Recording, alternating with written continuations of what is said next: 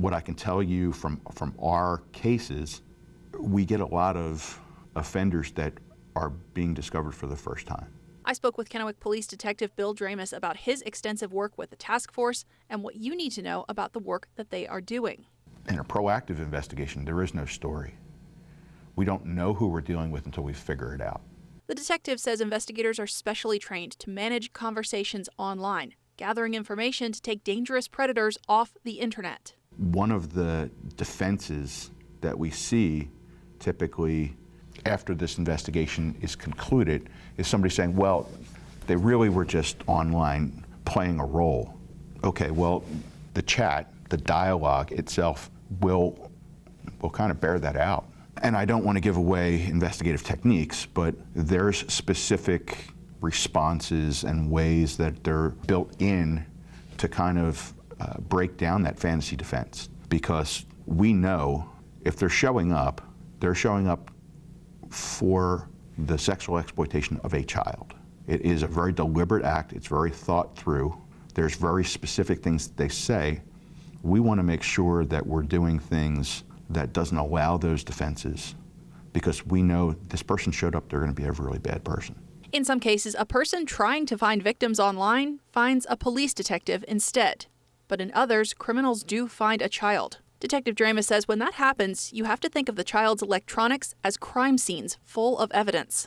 Don't destroy the evidence. Please, please, please take the phone, get it off the internet. Understand that, we need passwords, and time is of the essence. We need to find these predators before they're able to either change a profile, delete a profile, get rid of evidence.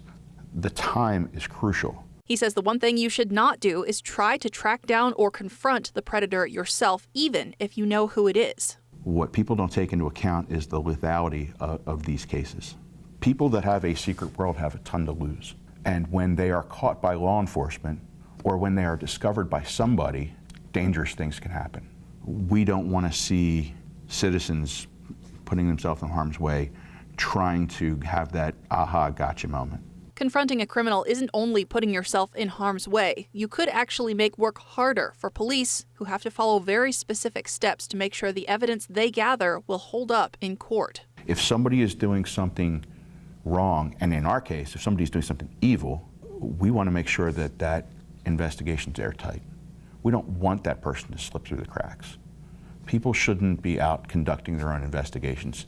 We leave that to professionals.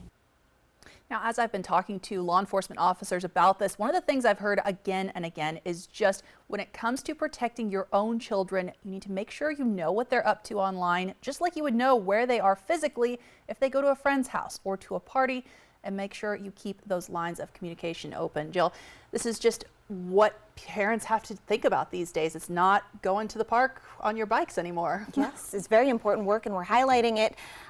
Where does it go from here?